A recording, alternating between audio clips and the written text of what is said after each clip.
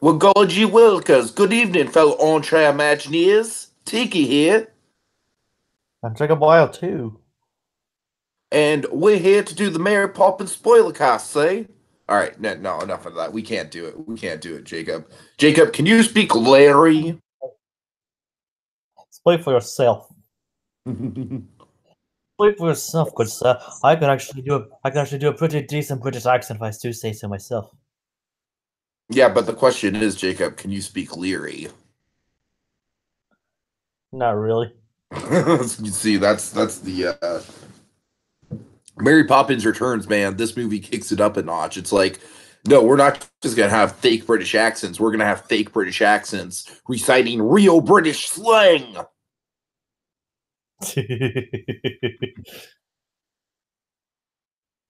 it's that's the kind of funny thing about this. So, Jacob, To how me, are you doing this fine New Year's Eve?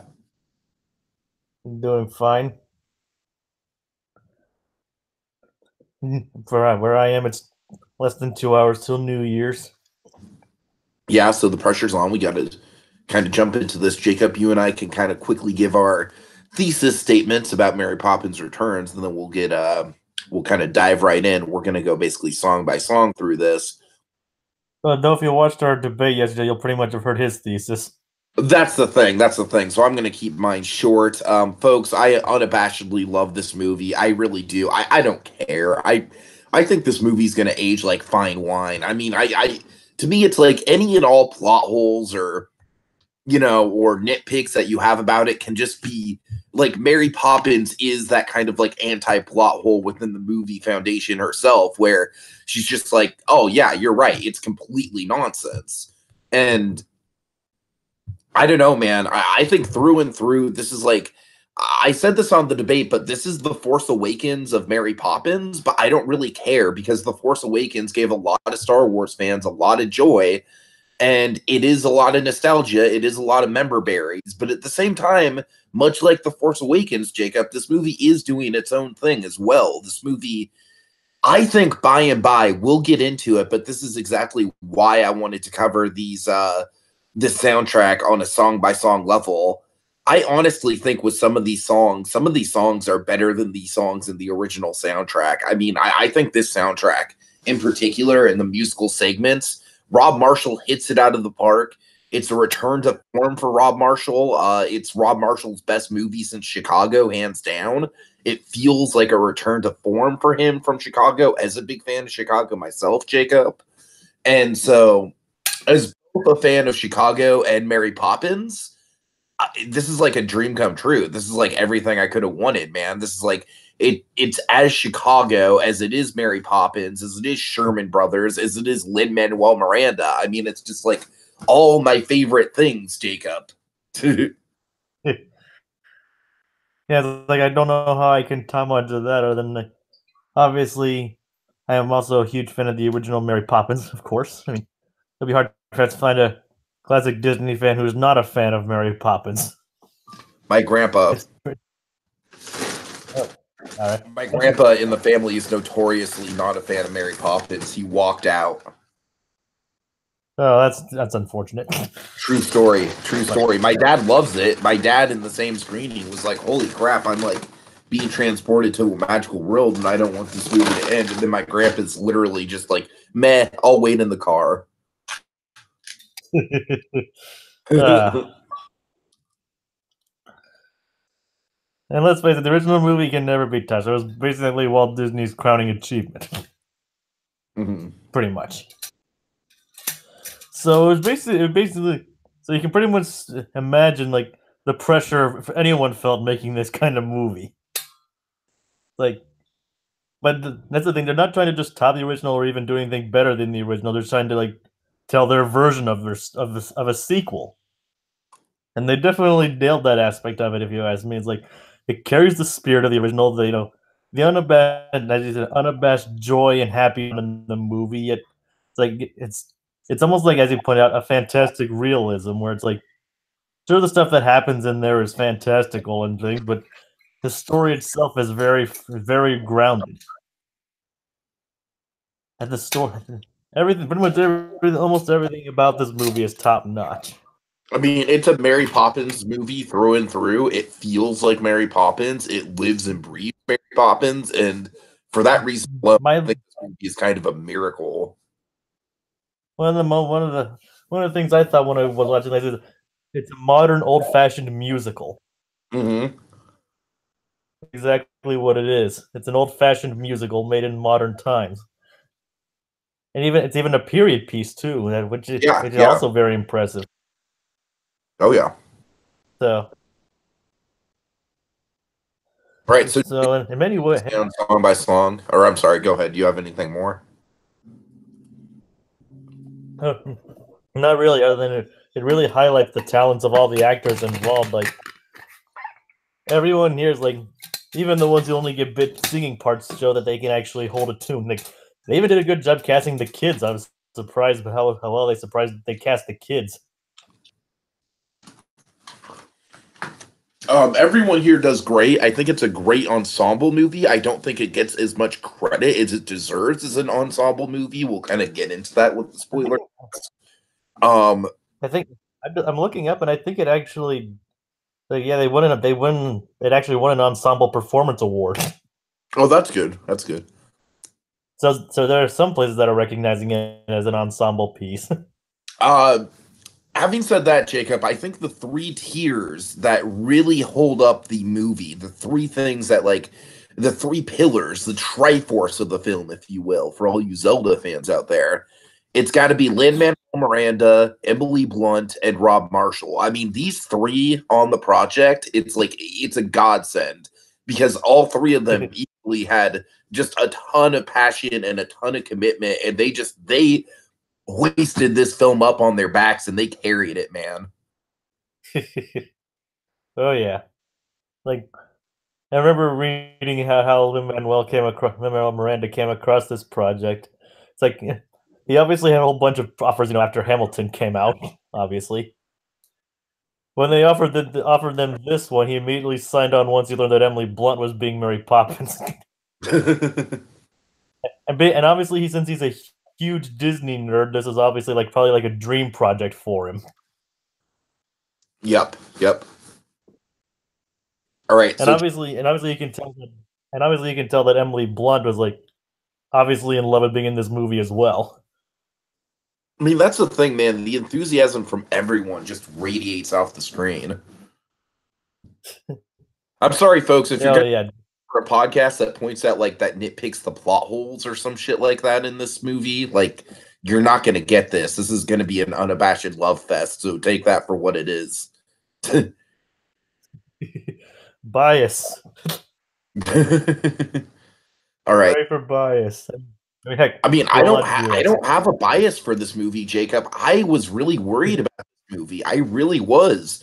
I just think it's a byproduct of just fantastic commitment and excellent filmmaking and top-notch performances.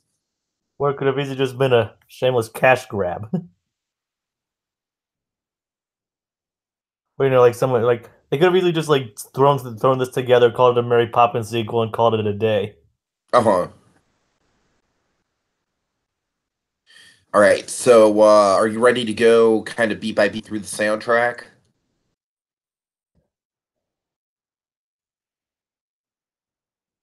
Sure thing. All right. Let's do it.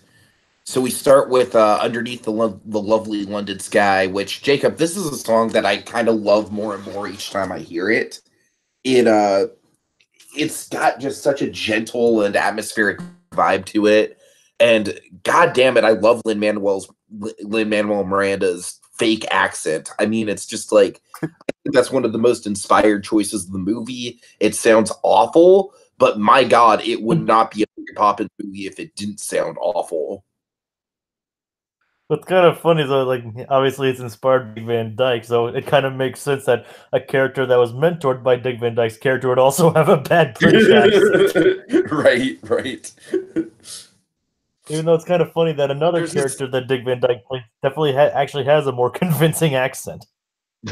Like there's like this in this movie when he played the Dawes in both those movies, he actually had a convincing accent. yeah, yeah. There's this Which moment obviously, underneath underneath the lovely London sky, where Lin-Manuel Miranda's just like, "You're barely getting, boy," and I'm just like, ooh, man, Lin, that's so bad, but so good. I love it. I love it. I mean, we know he has Boy. talent. Like we know he has talent, obviously. So that's probably more of a Here's stylistic the choice. thing: he's putting it all into it, and I respect the audacity of the performance. I really do. It's a bold choice. It's like it doesn't sound technically good, but I love it though. I mean, to me, it almost sounds better than if he was completely on key. It's kind of it's kind of like the whole Sweeney Todd thing. It's like, it's like they're not natural born singers. Well, obviously he is, but that kind of lends to some authenticity into the role. Uh-huh. I mean, obviously he's a better singer than Johnny Depp is. Not to cut that movie or anything, but Oh God, yes. I mean, don't get me wrong, Johnny Depp did a I have great things job to in. say about that movie. It's an okay movie, but I think it's a little. Anyways, I don't want to go down a rabbit hole with that. Okay, All right. what do you think of the sequence as a whole? Just the whole idea of it's kind of the Great Depression for Britain, or for London, and basically the whole idea of the song is to kind of like keep your head up and keep looking at the positive things in life, even though times might be tough. And our Bert like character is kind of riding his bike through the slums of London, where so we're presented like with these these wide shots and these swooping shots. But then when we get to the close-ups and when we see the alleyways and stuff, we see that London it's not in a great state. So I think that's a very interesting kind of contrast. Yeah, it's not really something that's explored throughout the entire movie, but definitely does set the tone. Mm-hmm. Okay, and then I love the title sequence, Dragon, the chalk drawings. I mean, that's one of my favorite moments in the movie. To me, it almost kind of feels like a Fantasyland mural for a Disneyland dark ride or something like that, where it's like the whole story of the thing is just kind of laid out in front of you, but in a very sort of ambiguous way that kind of piques your curiosity more than spoils things. Like, oh my God, a guy on the Big Ben, how is that going to factor into Big Ben. Yeah, it Yeah. makes you wonder like how it's gonna play. Like what's that blob doing on Big Ben? And of course, just the I'm on. Although that honestly that guy does remind me, like, I wonder why there isn't a Mary Poppins right at any of the parks. yeah, I hope someday, Jacob. I really hope someday, maybe the United Kingdom and Epcot.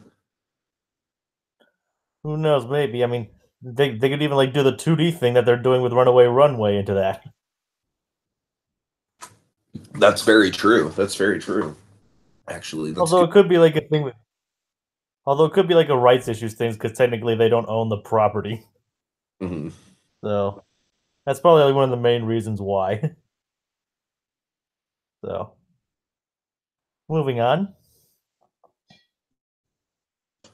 All right, so we get a after the chalk drawings and everything, we get a good introduction to Cherry Tree Lane. Admiral Boom is back, which I loved. We'll talk more about Admiral Boom later. And I just love Lin-Manuel Miranda's kind of familiarity with the Cherry Tree Lane. It's very Burt-like. It's very omnipresent. And I also, but speaking of Admiral Boom, I like how his ramblings actually played into the played into the plot later. No, Like yeah, it was like has a legitimately satisfying arc in this movie, and he's not just a bit part. I thought that was pretty interesting. I was like, I didn't know where they were gonna go with that, but I was like, then when it's like, I was like, we'll get to that, but I thought it really paid off interestingly. All right, so after And even the and even and sorry, after a quick go on. introduction to the Banks family, which I really like the whole idea that the children are more adult than the parents, or at the very least, I like the idea that Annabelle and John are kind of like the surrogate mother and father to Georgie, who is kind of the innocent child figure in this movie. Like, I don't that was a really interesting kind of family dynamic they had going on there. It's very much in line with the whole idea that Mary Poppins is, comes to look after the parents just as much as the children. Yeah, yeah, it's kind of implied that they had to like grow up a bit themselves after their mother died. Hmm. All right. So speaking In a way, of some Jacob, parts of some parts of this movie is kind of more depressing than the original movie. I mean, you're not wrong, but I feel like it's kind of appropriate that the sequel kind of upped the stakes and being as though we're in the time period that we're in, I feel like it's more realistic to have a bit more of a somber tone. Yeah, And it's not wrong.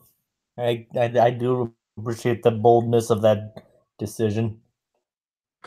so speaking of that somber tone, let's talk about A Conversation, which is honestly one of my favorite songs in the movie. This is like one of the boldest songs I've ever seen in a Disney movie. I could do a whole video essay about how effective this song is.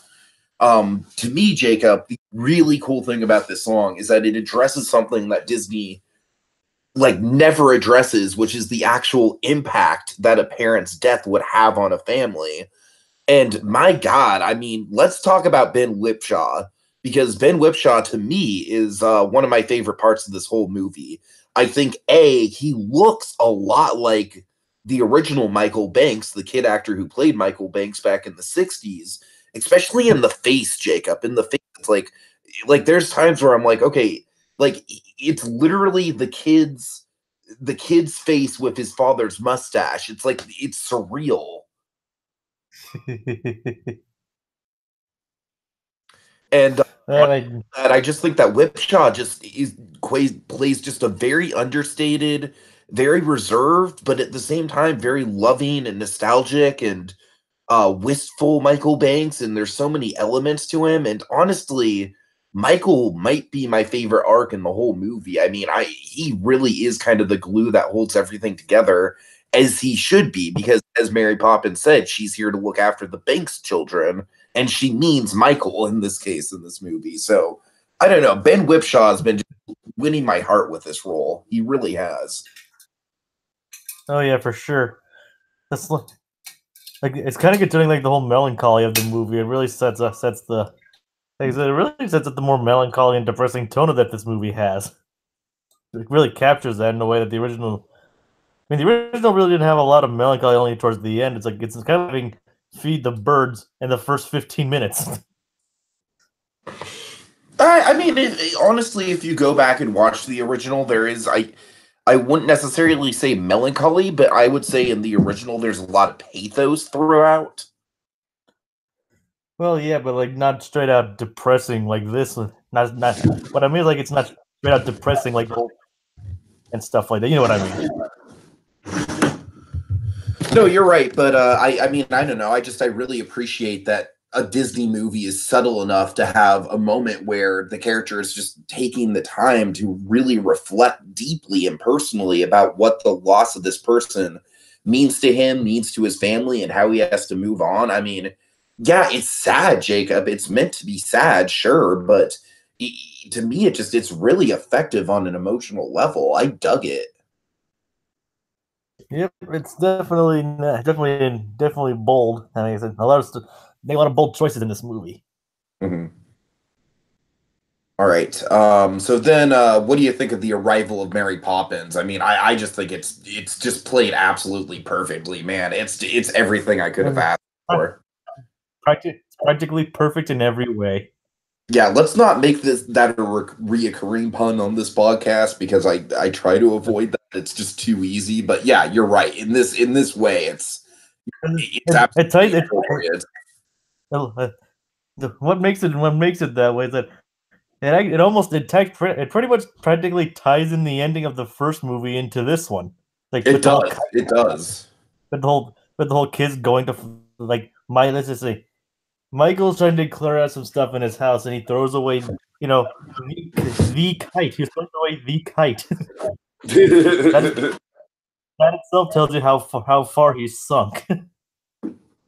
Right. Right. but probably some of the magic winds that happened in the first movie. It's probably the same magic winds from the first movie that drew Mary Poppins in the first place.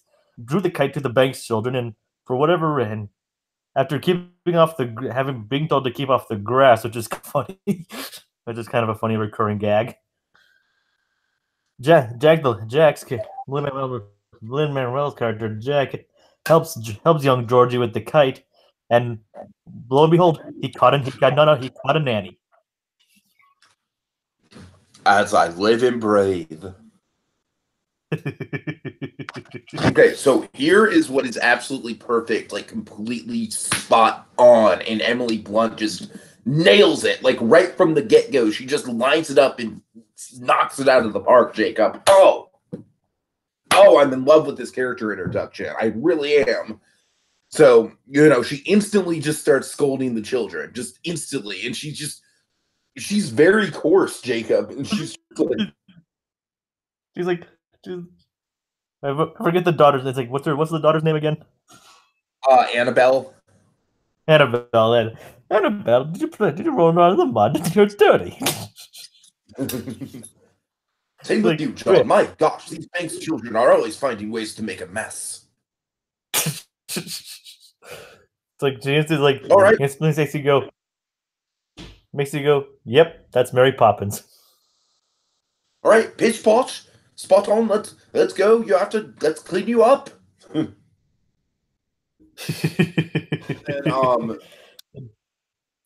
my God, equally important is Jack's reaction. I mean, I love Jack's. One of the beats that's just like, yep, that's Julie Andrews to a T. Is Jack's like he says something to the effect of, "It's wonderful to see you again, Mary Poppins, and might I just say, you look swell." And then Emily Blunt, she just takes this beat where she like kind of turns her, like cocks her head like three corners, and then does a sly smile, and she's like, "You really think so?" I'm like, that's Mary right there. They're nailing it. They're getting it, man.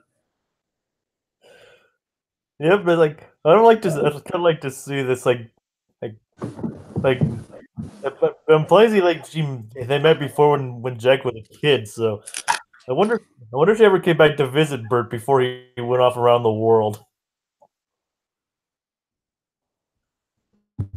I don't know.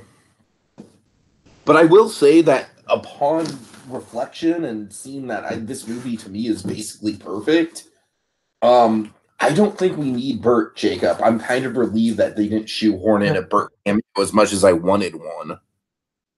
Yeah, I mean, I'm not saying that. I'm just saying I wonder if she came back at all during those times. Like, don't stay away too long. No, I hear you. I hear you. I mean, it's just kind of interesting to see that Bert had see Bert's apprentice basically carrying on his work of basically helping those in need. Mm-hmm. Like his spirit lives on through Jack, even though technically he's not. Even though Bert technically isn't dead. Mm-hmm. But yeah, as I said, yep, that's definitely Mary Poppins for sure.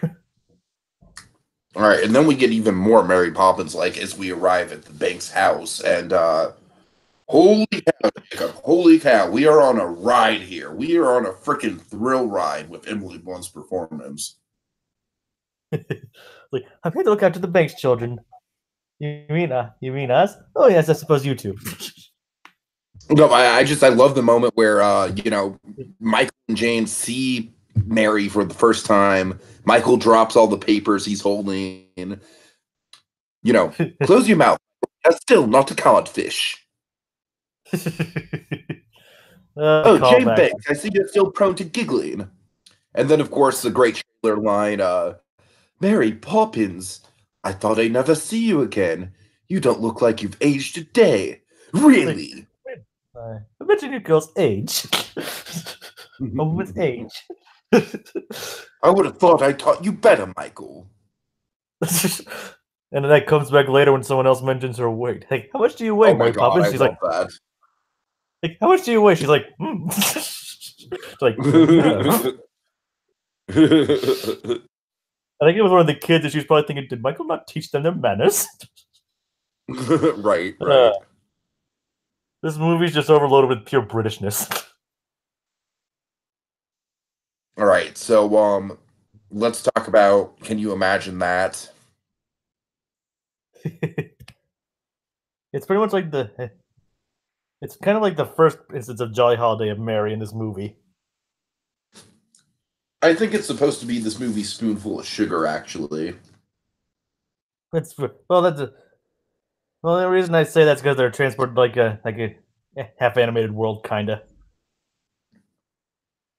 It's like a combination of spoonful of sugar and Jolly Holiday with Mary. That's how I saw it.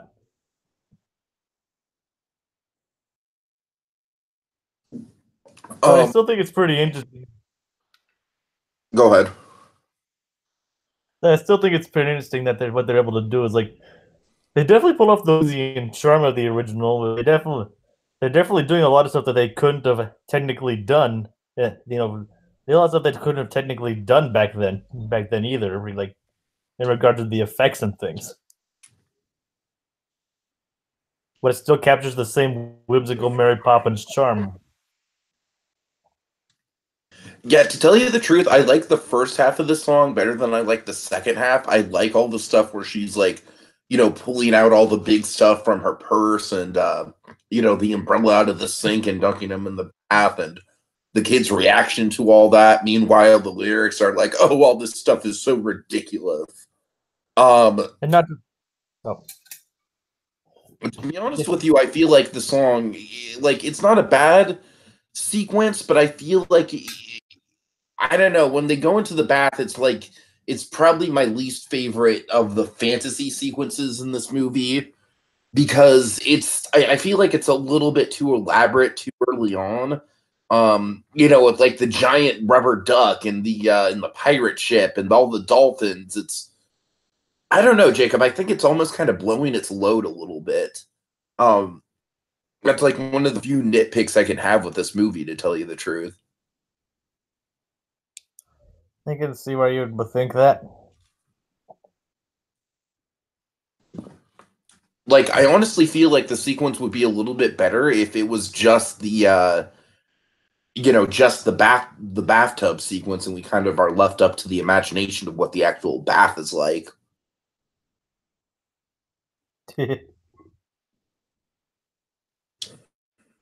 Yeah, anyways, it's a I good. thought that was a pretty. It's just not one of my favorites. Thought that was pretty cool. That pretty creative. Basically, it's showing that this movie is not holding anything back anymore. Not holding Yeah, anything back. It's like, yeah, this is what we're doing. This is what this movie would be like. I mean, you're not wrong in that respect. In a way, yeah, you're right. It is kind of like, all right, this is going to be pure escapism, and you're either on board with us or you're, not. And Jacob, I don't know. I do love this movie, so I guess I was on board with it. So I guess I can't, speak too illy of it.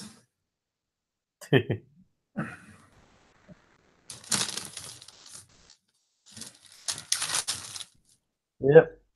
So, all right. So should we get to Royal Dolphin? I suppose so. All right. So yeah, this sequence, yeah, all the 2D animation, and it's confirmed by Rob that it is hand drawn. By the way. Yeah, it's pretty neat. It's pretty impressive detail work in this one. Like it actually looked like it was taking place on one of those on that bowl. Mm-hmm. Mm-hmm. So. So I like the Royal Dalton Music Hall song. I do. It's a great kind of transition piece. Here's the thing. It's kind of like I feel like this is definitely the movie's equivalent to Jolly Holiday and then Supercalifragilisticexpialidocious. I mean, especially considering the song that this transitions into. Mhm.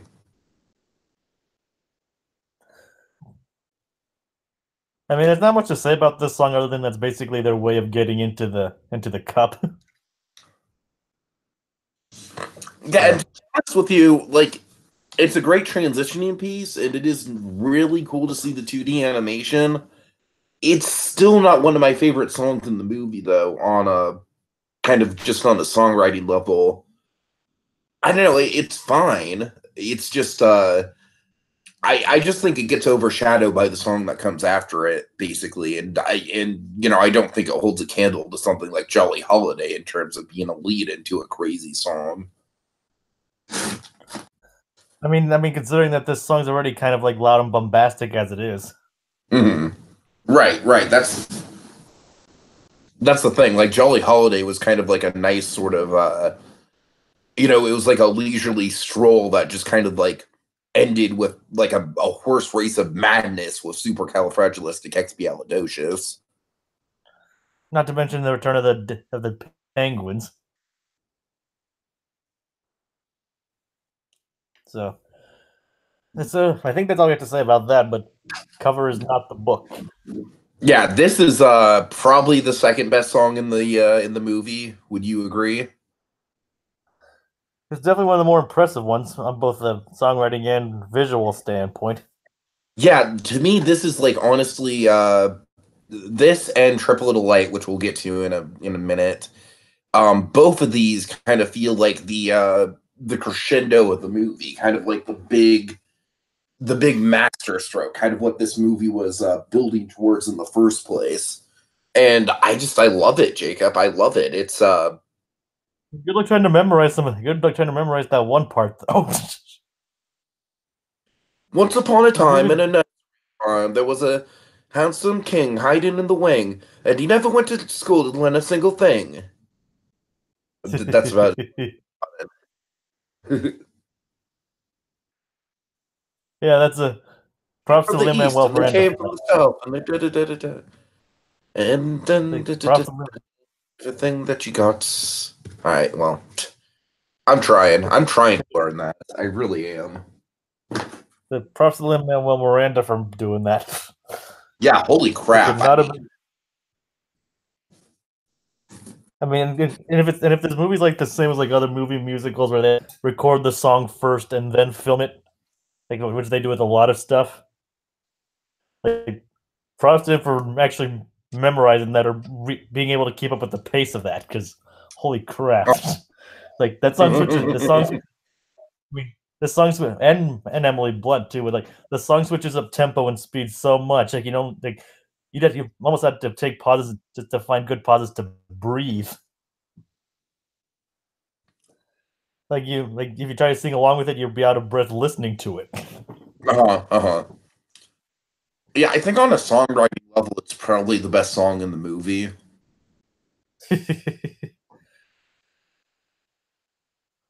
It's funny, big, brassy, and bombastic. It's like pretty much everything you'd expect from this kind of movie, and the visual aspects of it too are like a lot of clever visual tricks too. I love the book It's a def- staircase. That kind of feels like almost Kingdom Hearts-esque. uh, this is the this, ladies and gentlemen, is the true pathway to Kingdom Hearts. Oh my God, Jacob, I want a Kingdom Hearts level, or I want a Mary Poppins level in Kingdom Hearts now.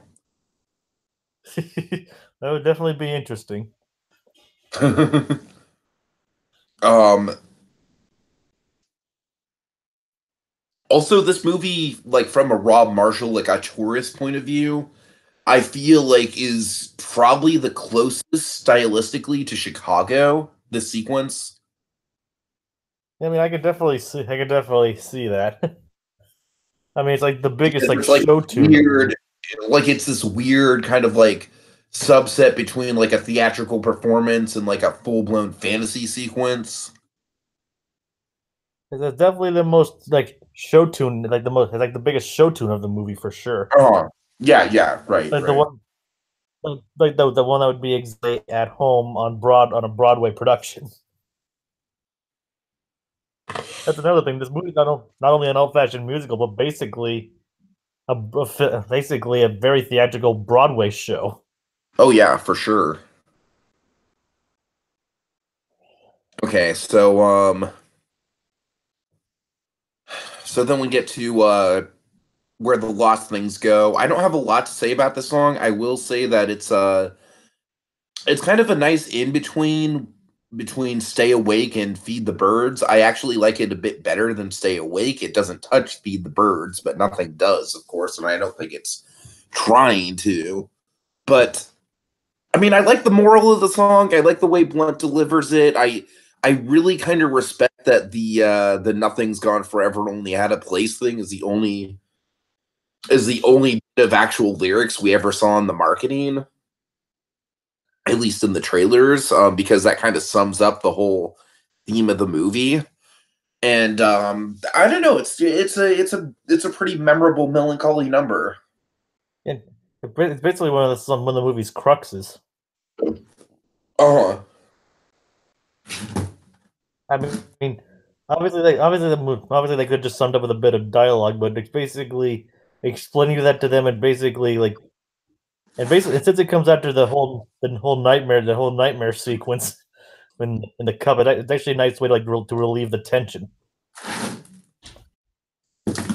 Actually, let's talk about that nightmare sequence really quick because that to me is maybe my least favorite scene in the movie, just because I think it drags things out a bit too long and it's kind of like just an action sequence for the sake of having an action sequence. Quite possibly. Although I think a lot of it was just like to set up some of the foreshadowing. No, it does. It's definitely foreshadowing for sure, but I don't know. I just think there could have been a more subtle way to handle that. Oh well. I still think the last place where Lost Things Go. I mean, I think that's a good way to wind down after that.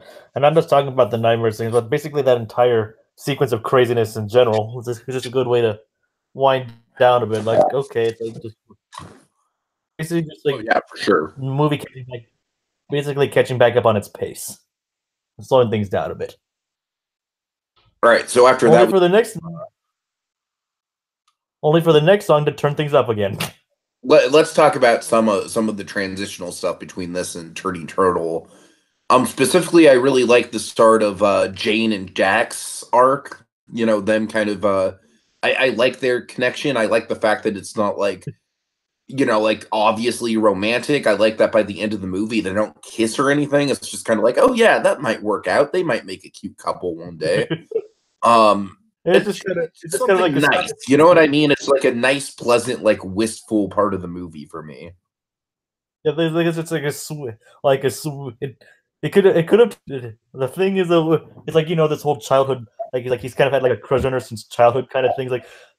That thing could have just easily come across as creepy. Mm.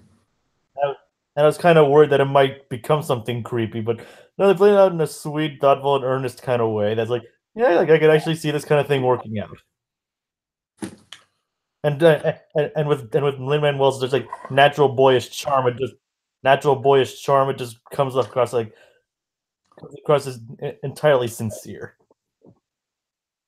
And my God, I love the idea of them climbing on the ladder and riding the bike with Jack. That's like a very Burt like dynamic they have right there. Oh yeah, that was definitely that's definitely kind of fun. That was definitely a fun sequence.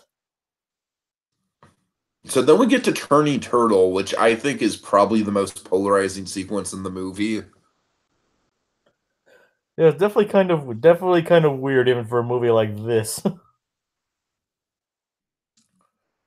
Yeah, I mean, here's the thing, Jacob. Like, obviously, if you're going by like the Force Awakens, like copying the first movie blueprint thing, this is obviously I love to laugh.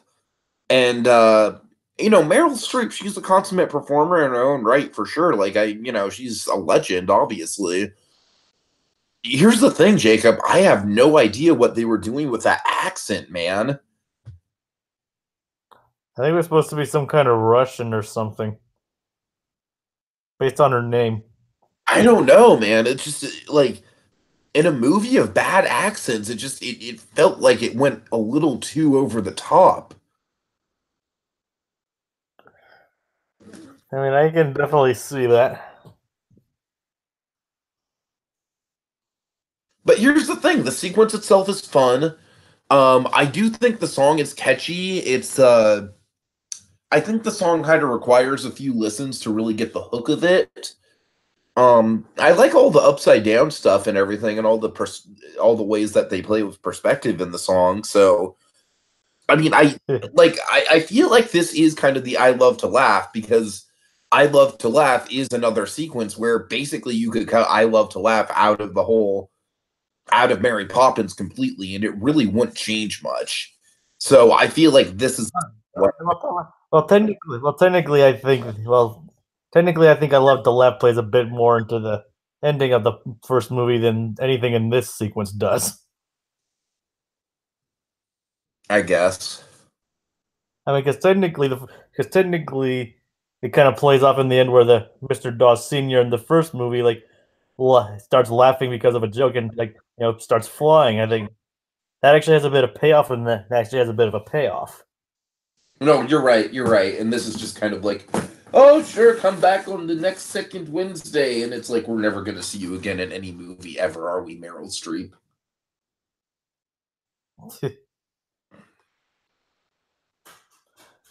I'd say that honestly, like, though this definitely is the I love to laugh of the movie, it has less to do with the actual plot of the movie.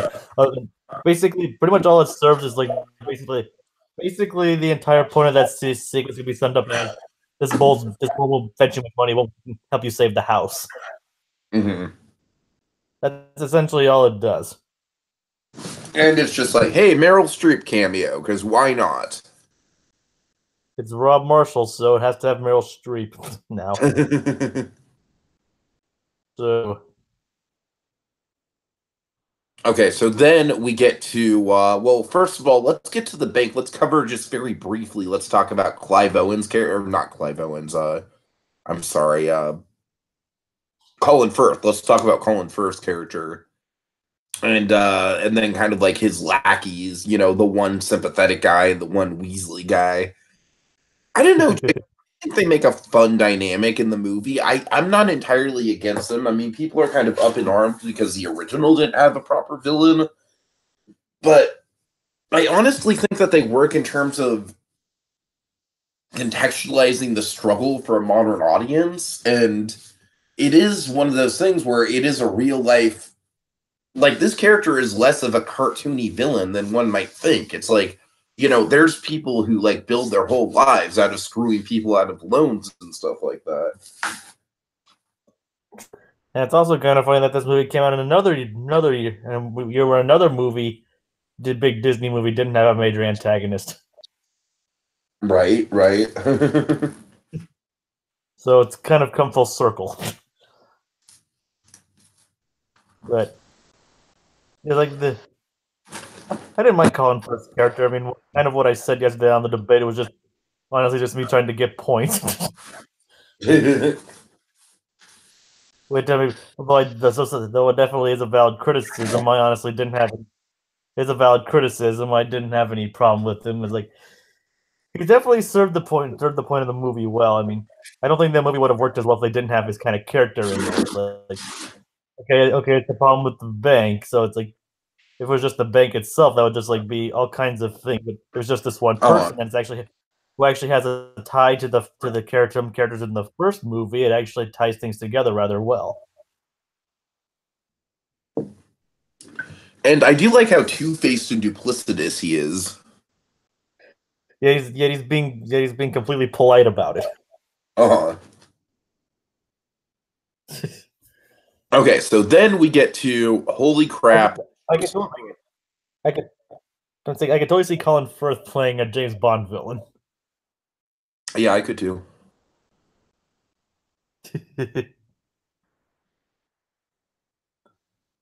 Okay, next. Sorry.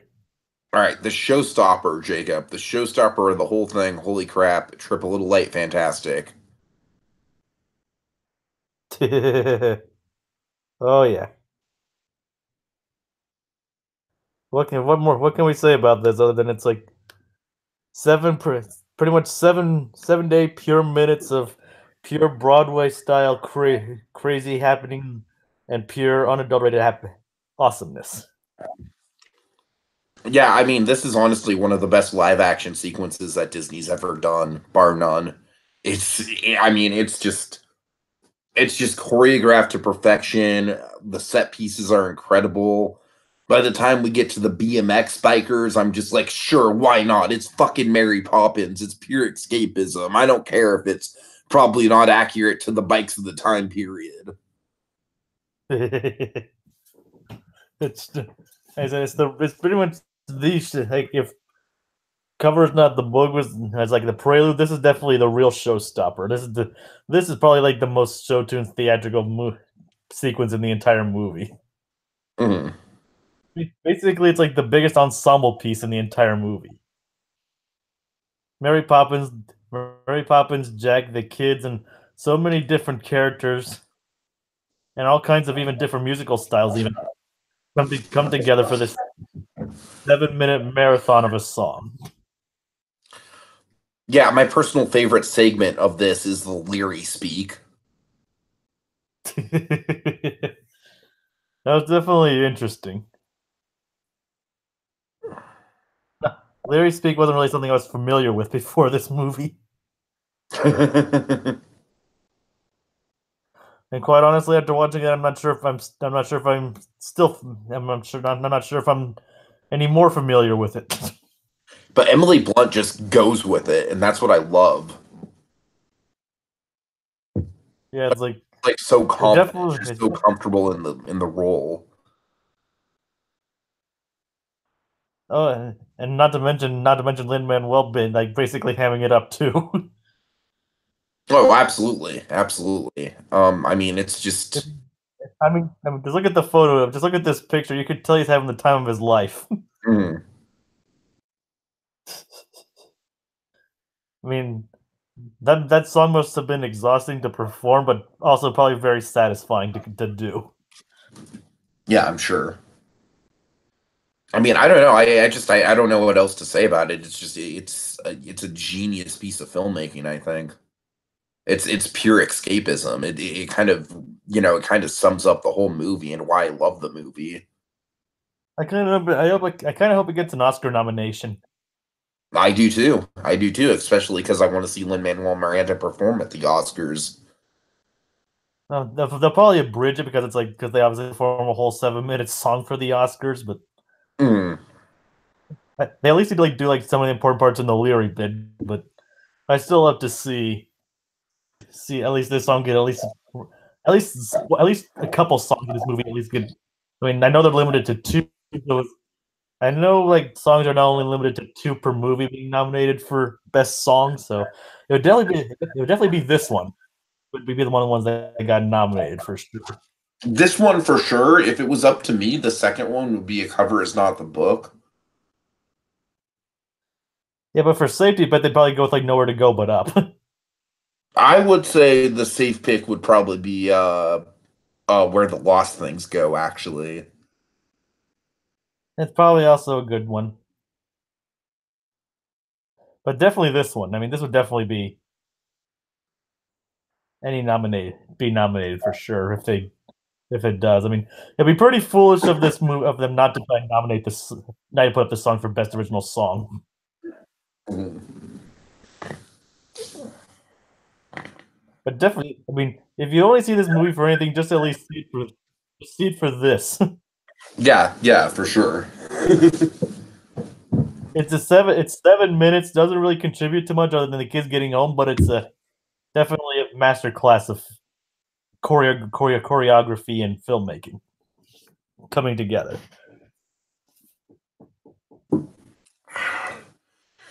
Okay, so after some family drama, and some coming together, and kind of the banks realizing that even though they might lose their home, they still have each other. Nothing's gone forever. Only at a place, that sort of thing. We get a last minute Deus Ex Machina dragon, Jacob. I'm sorry. Although The it was actually kind of, although I thought it was actually kind of surprising that when they actually showed the stuff being moved out of the house. yeah, yeah. I mean, I thought that was like, wow, that's actually kind of sad. Okay, Yeah, the but whole turning back the time kite. sequence. Oh yeah, the kite. It's a good thing you remembered that kite, or else they would permanently be out of a home. Yeah, what do you think of that, Jacob? Because I've heard people like kind of say that ruins the movie for them, but I don't know. To me, I think it's fine. It's a nice symbolic way of like the solution to all their problems was in the drawing of the family and the family coming together. Like on a thematic kind of symbolic point of view, I think that was okay. And not to mention, it ties into the kind of ties to the first movie. Oh, I mean, the kite was an important symbol at the end of the movie, and now it's coming back again to save them. Now it's coming back again, yeah. and, and kite. I mean, that's a that's the big way to the movie. Kite saved the Banks family's life. Kiting saved their life.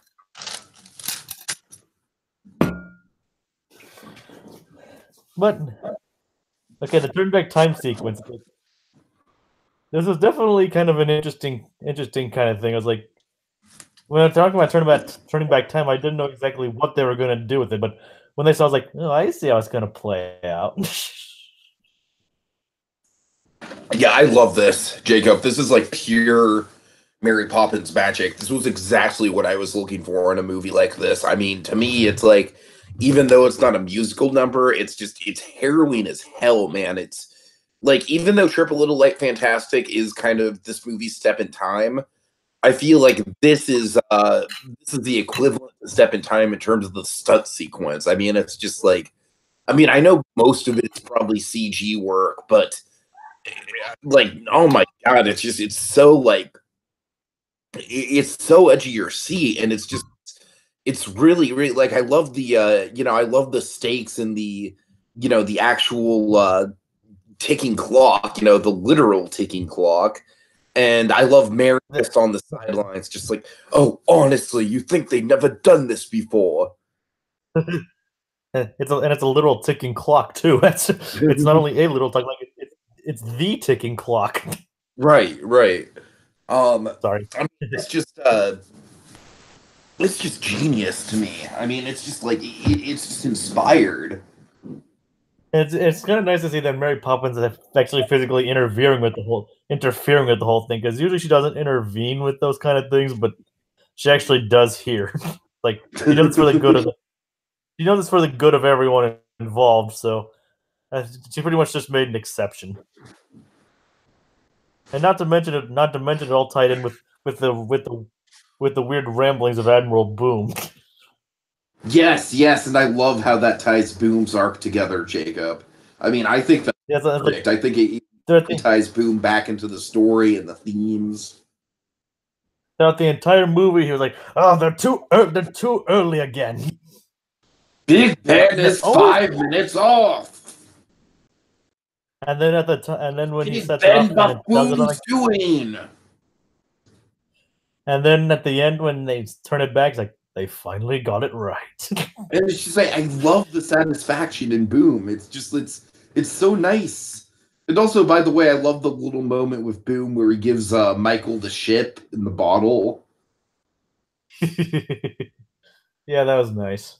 I mean, it's just I don't know, man. That's like Boom, and then we never talked about Ellen, Jacob, but Ellen was the housekeeper in the original, and she's back again, and like I don't know, she looks like she's about the same age as the original, even though everyone else has gone significantly older. Whatever, I'll kind of give that a free holiday pass. I love it. Just delights me that even these bit characters who had just a few lines of dialogue in the original are back, and they're more vibrant than ever.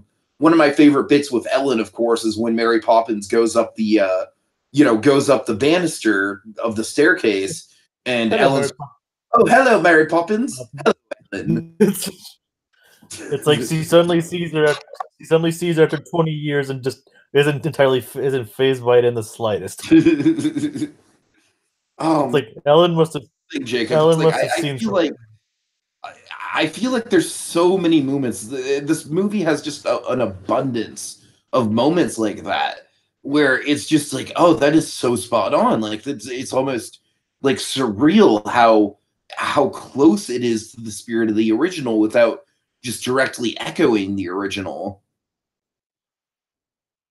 Definitely, and feels like a natural evolution. Mm-hmm.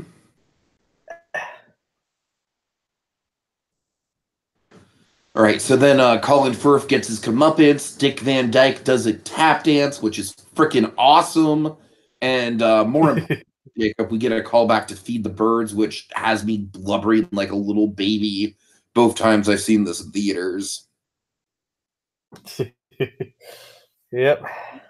I mean, it's just like, to me, it's like when he starts going into the story of Michael Banks, he might as well just be talking about Walt Disney. A little bit, just the story of a little boy who put basically is like, I mean, he put this small amount of tuppence in the bank, and now so many years later, it's finally what's saving their house. The money that was for the birds. Yeah, that's, oh man, I don't know. There's just, it's so satisfying, man. It's such a great like legacy wrap up. I don't know. It's so good. It's just so good. I can't see how anyone could hate this movie with stuff like that in it. It's just like one of those like movies that probably like it just has like all kinds of like boundless joy. I mean, people don't like those kind of movies nowadays, but we honestly, I think we need those kinds of movies. Like, there's not a lot of cynicism and stuff to be found in this kind of movie, and I really love that. Uh-huh. Yeah, for sure, for sure. It's Okay. just this, especially considering the time this takes place in. It's just like it's just kind of nice to like see like pretty much a smile on everyone's faces. Everything's gonna be like everything's gonna be okay. Uh-huh.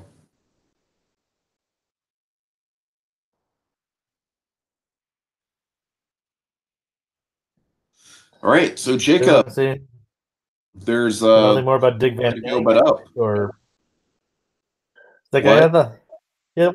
Now this is a nice way to close. That's definitely a nice way to close the movie for sure.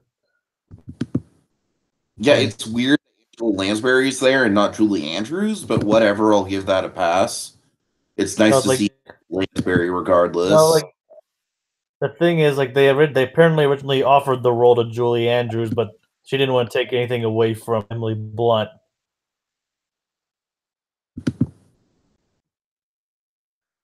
That's the thing. She didn't want to take anything away from Emily Blunt. Like say, this is Emily's show. Yeah, that's understandable. So they went with another case. So it's someone else who was important to who's only devised stuff, who's also pretty important in both musical and Disney history. Angela Lansbury. And she also starred in probably the most successful Mary Poppins ripoff of all time in Bed Knobs and Broomsticks. So I feel like that's the real reason she's here. I wouldn't probably say that, but probably not it. But all right.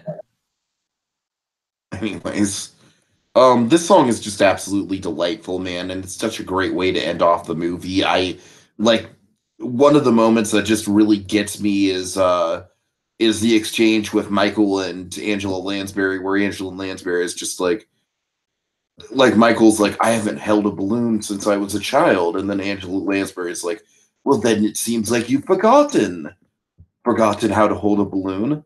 Yeah, How to to be be a a and Jacob, the look on Ben Whipshaw's face, just it melts your heart, man. It's just like, how could you possibly have a cynical bone in your body when Whipshaw takes that damn balloon and starts flying and then starts just dancing in the air and belting his freaking heart out about how much he's a changed person and how he's it's beautiful, man. It's freaking beautiful.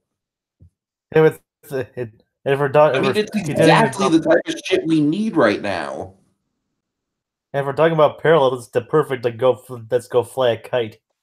Oh yeah, of Is course. that, Naturally.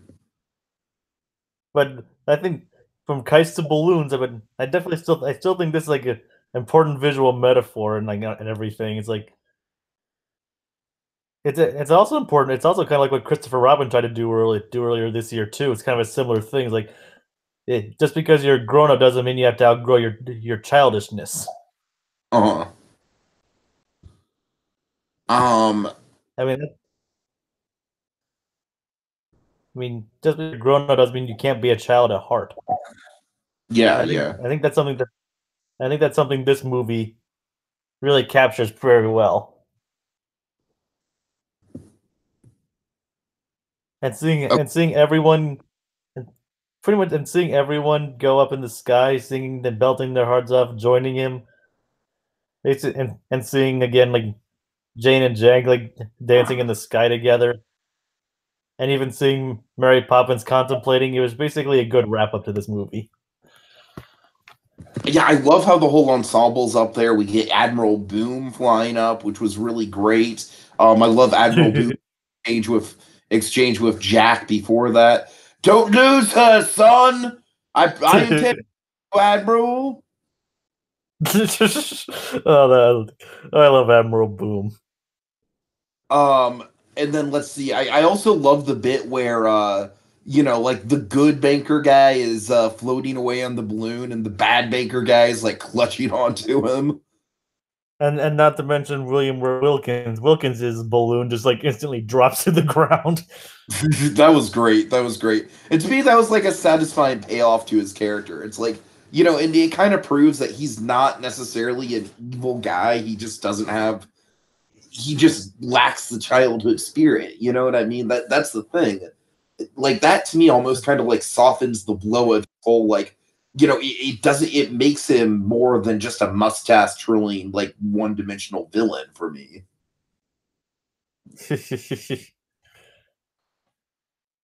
Oh yeah. I mean, he was doing his job. He was doing his job just too well. And then, yeah, holy shit, is Mary Poppins is looking up at everyone flying away, and we hear the "Let's go fly kite" refrain again. Jacob, tears, tears, instant tears. And then Angela Lansbury's just like, "Looks like there's just one more balloon left, Mary Poppins. Must be for you." And oh god, it's so freaking sad and beautiful, Jacob. Who does? I say, but here's the thing: who doesn't Mary Poppins? Who doesn't know Mary Poppins?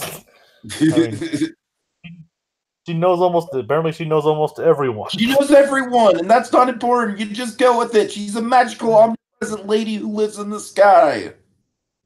Yeah, I know that. She lives on a cloud, as the first movie showed. She lives on a cloud. But yeah, but then like she's actually contemplating reaching for the balloon herself. And it's like I thought that was kind of she kind of like ties to the bags. Like she doesn't really want to leave them, but in the end, Dragon, that when to the door. me, Jacob, that to me added a whole new dimension to Mary's character. I mean, it just like it was haunting. It was the perfect sort of melancholy send off to this movie. Like to me, it's almost like it kind of frames Mary's whole life as like the reason why she's so rude and short with her kids. Even though she's so magical and lovely as a person that you can't help but instantly fall in love with her regardless of how coarse she is with you. The reason she's got that outside demeanor is because she loves these kids so much, but the nature of what she is, however the hell you explain it, I don't care how it works because it's not a story about explaining the world building and semantics of Mary's life.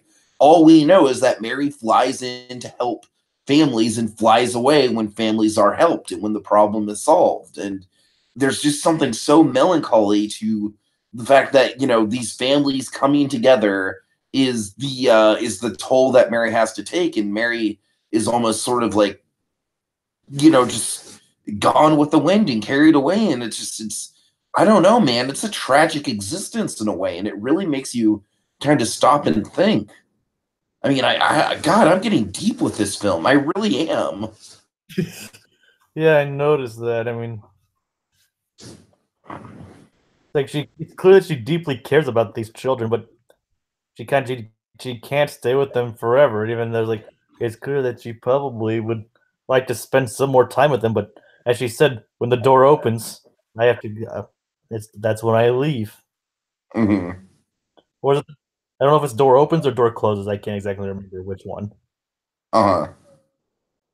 But but the moment that the wind blows that door, that's when, and the balloon flies away. So it's like, well, there she goes. Yeah, I love how Michael and Jane, they don't even see her fly off. They just instinctually know.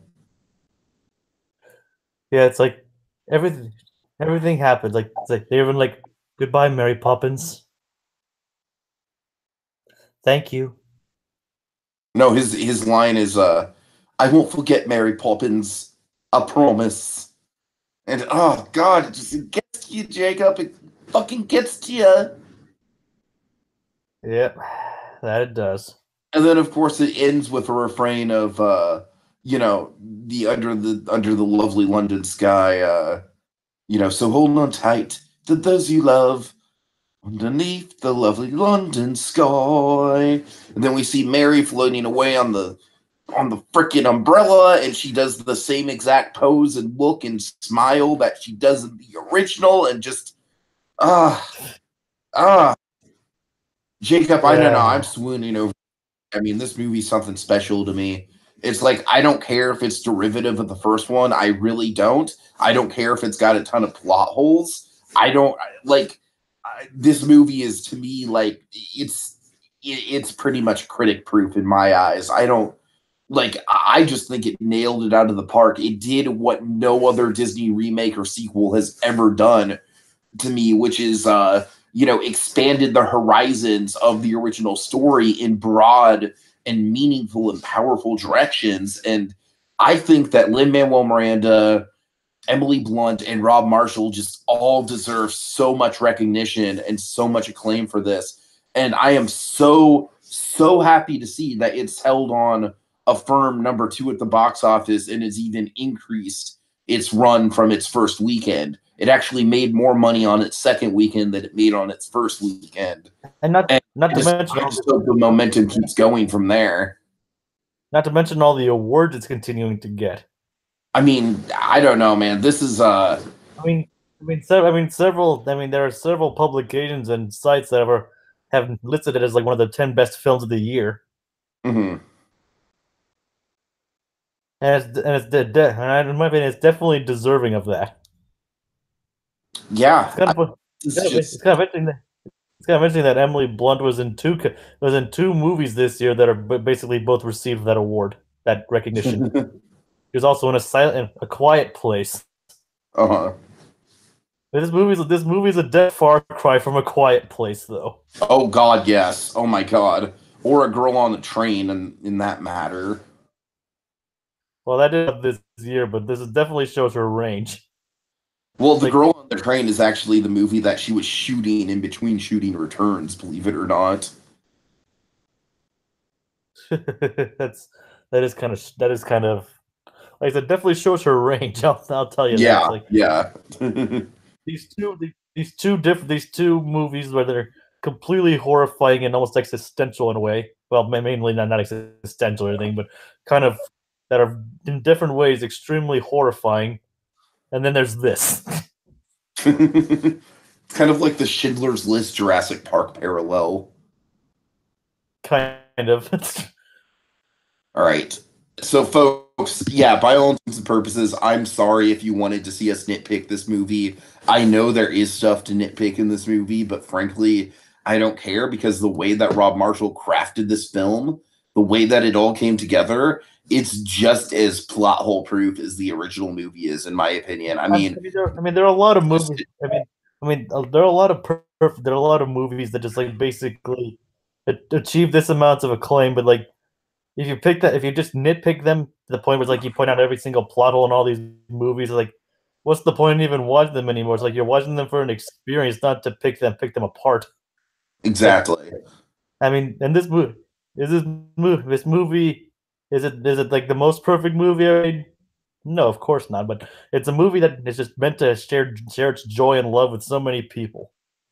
It's sheer escapism. That's all it is. It's sheer escapism, and I love Like, it. and that's one reason why I think it's an old like it's more old fashioned. It's like it's definitely it's escapism. It's like it's a movie that's not burdened by by modern takes or anything. Like, it's not cynical, it's not overly dramatic, it's not anything like that. It's like it's old fashioned in every sense of the word. It's like it's just an old fun happy movie, Uh-huh. and it does it well without over being like too overly sappy or sugary either. It's just like it's the perfect balance. All right. Yeah, I think we've pretty much said it all, Jacob. Suffice to say, you and I both love this movie. I'm still kind of not really sure if it's my number one of the year. It's definitely between this and Spider-Verse. I'm gonna see it a third time on Thursday, actually. I'm getting a big group of family together to see that, family and coworkers. And so honestly, if it holds up just as much on a third viewing, if I'm just as swept away by it, it might have to eclipse Spider Verse for me. Like as much as I love Spider Verse, I don't know. We'll see. I We'll actually, have to see. I actually just saw Spider Verse not too long ago. Again, Uh huh. I might see this again too. All right. Anyways, so thank you so much for watching, guys, and we'll be doing our end of the year ranking pretty soon coming up. That's we still have to kind of decide who's going to be on that and what the format for that's going to be. But yeah, in the meantime, triple little fantastic, little fantastic, We triple little fantastic with May.